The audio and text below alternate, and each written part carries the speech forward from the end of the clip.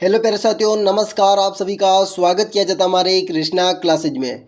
आज अपन चले हैं अपने जीके की क्लास में, जो आपकी एक तो शाम की होने वाली है, एक आपकी दोपहर की होने वाली है। ये दोपहर का थोड़ा टाइम चेंज हो गया है, इसकी वजह से 4 बजे कर रहे हैं इस क्लास को। तो पहला प्रश्न के साथ चलते हैं और राजस्थान जीके के इंपॉर्टेंट प्रश्नों के साथ है, और ये प्रश्न वही हैं जो बार बार आपके राजस्थान जीके में पूछे जाते हैं। तो पहला प्रश्न अपने शुरू करते हैं।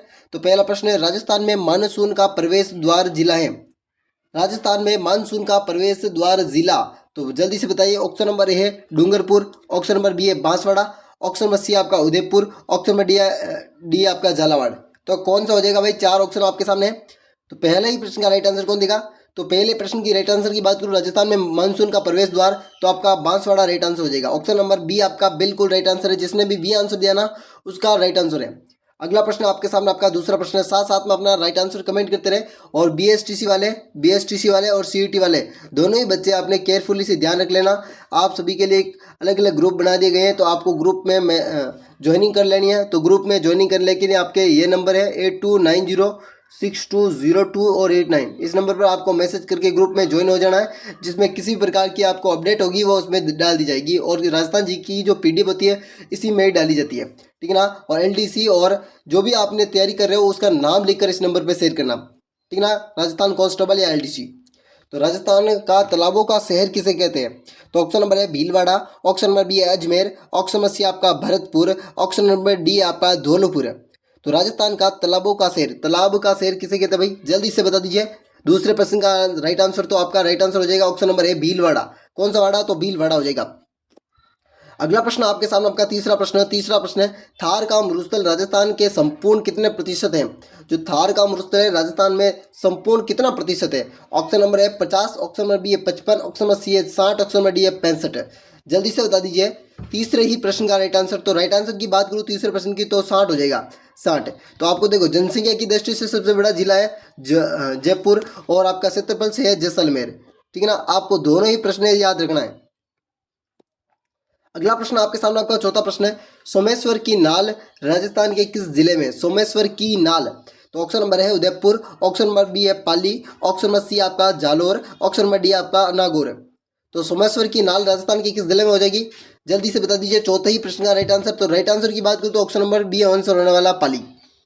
और पाली एक चीज के लिए और फिर प्रसिद्ध है, रणकपुर जैन मंदिर के लिए, ठीक है ना, थम्बों का स्थान के लिए।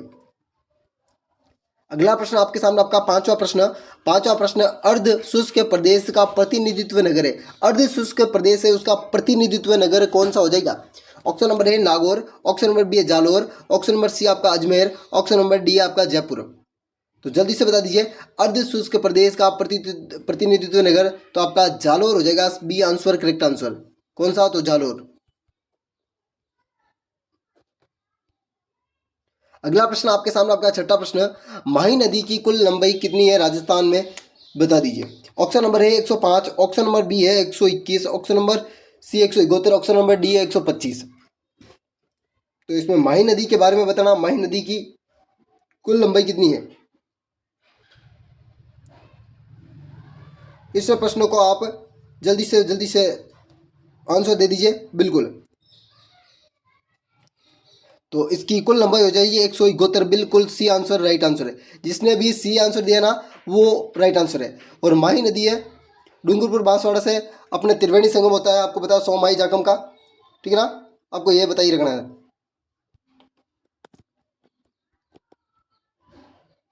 और ये बांसवाड़ा जिले से होकर गुजरती है। अगला प्रश्न है, सीकरी बांध किस जिले में? कौन सा? तो सीकरी बांध किस जिले में हो जाएगा? ऑप्शन नंबर है बलवर, ऑप्शन नंबर बी है भरतपुर, ऑप्शन नंबर सी आपका धौलपुर, ऑप्शन नंबर डी आपका बीकानेर। तो सीकरी बांध आपके किस जिले में हो जाएगा? सातवां प्रश्न है, सातवें प्रश्न का आपका राइट आंसर जल्दी से बता दीजिए। तो राइट आंसर है की बात करूँ तो ऑप्शन नंबर बी आपका राइट आंसर है भरतपुर। कौन सा? तो भरतपुर। सीकरी बांध भरतपुर में, और रूपरेला नदी के किनारे। कौन सा? तो रूपरेला, रूपा रेल नदी के किनारे, ठीक है ना, पानी को रोकता है ये, ठीक है ना। अगला प्रश्न आपके सामने, आठवां प्रश्न, ज्वारा सागर बांध राजस्थान के किस जिले में? तो ऑप्शन नंबर है पाली, ऑप्शन नंबर बी है बूंदी, ऑप्शन नंबर सी आपका कोटा, ऑप्शन नंबर डी आपका धौलपुर। तो आठवें प्रश्न का आप सभी आंसर दे दिया होगा, मेरे को लग रहा है कोटा आपका राइट आंसर था इसमें। आपके सामने आपका नवा प्रश्न, नवा प्रश्न है, आदिवासियों का हरा सोना कहलाता है। हरा सोना, ऑप्शन नंबर ए रोहिड़ा, ऑप्शन नंबर बी है बांस, ऑप्शन नंबर सी है अश्वगंधा, ऑप्शन नंबर डी है सहतूत। सहतूत के पत्ते पर क्या प्राप्त किया जाता है? रेशम प्राप्त किया जाता है, रेशम कीटों से, है ना। तो आपका राइट आंसर हो जाएगा ऑप्शन नंबर बी, बांस। अगला प्रश्न आपके सामने 10वां प्रश्न, इंदिरा प्रियदर्शनी वृक्ष मित्र पुरस्कार कब दिया जा रहा है?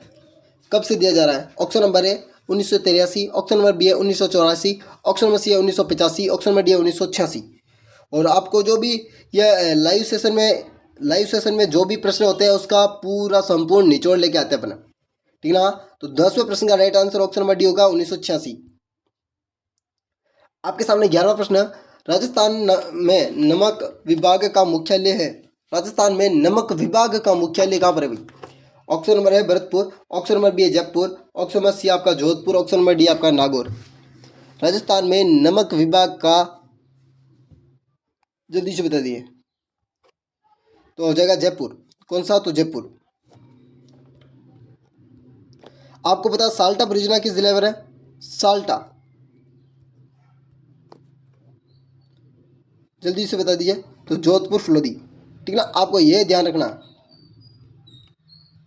12वां प्रश्न, सुख महल पैलेस राजस्थान के किस जिले में है? तो ऑप्शन नंबर है बूंदी, ऑप्शन नंबर बी है जोधपुर, ऑप्शन नंबर सी आपका बीकानेर, ऑप्शन नंबर डी आपका गंगानगर। जल्दी से बता दीजिए 12वें प्रश्न का राइट आंसर। तो राइट आंसर की बात करूँ तो सुख महल के बारे में, तो इसका राजा उमेर सिंह ने बनाया था 1773 ईस्वी में, ठीक है ना। और ये किस जिले में है? बूंदी, जोधपुर, बीकानेर, गंगानगर। तो आपका राइट आंसर की बात करूँ तो ऑप्शन नंबर ए होने वाला बूंदी। 13वां प्रश्न है, जालिम सिंह की हवेली किस जिले में है? ऑप्शन नंबर है बीकानेर, ऑप्शन नंबर बी है जैसलमेर, ऑप्शन नंबर सी आपका जयपुर, ऑप्शन नंबर डी आपका कोटा। जालिम सिंह की हवेली किस जिले में हो जाएगी भाई? और यह प्रश्न मैंने डाल रखा है पोस्ट में भी, यह प्रश्न मैंने पोस्ट में भी डाल रखा है, तो इस प्रश्न को तो गलत करना ही नहीं है। सलीम सिंह की हवेली आपको जल्दी से बता दीजिए। तो सलीम सिंह की हवेली आपके जैसलमेर में।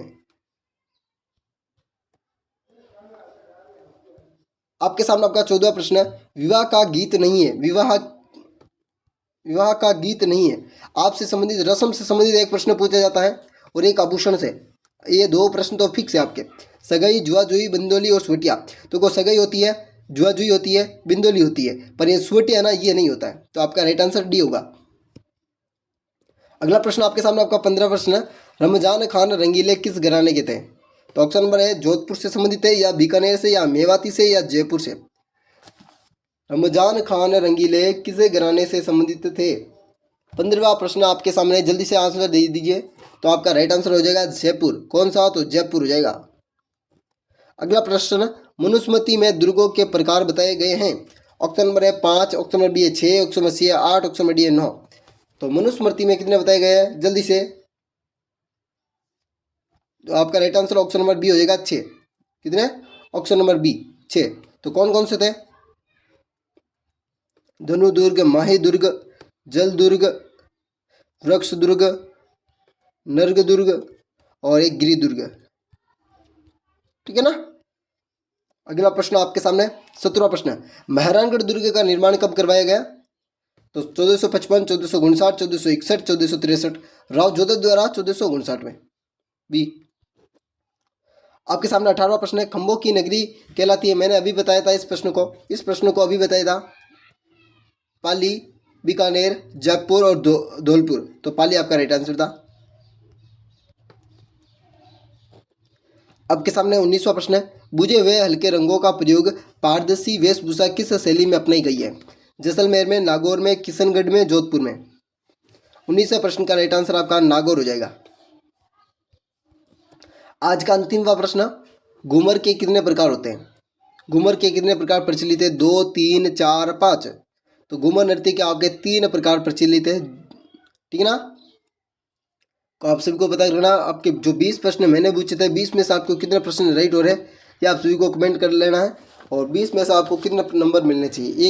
एक प्रश्न का आपके 2 नंबर थे, तो 40 नंबर के आपके प्रश्न थे। 40 में से आपके कितने प्रश्न आ रहे हैं ये सभी को आपके अंकन देख लेना है। और कितने प्रश्न राइट हुए नीचे कमेंट बॉक्स में डाल देना। जय हिंद जय भारत के साथ सभी साथियों को एक बार फिर से।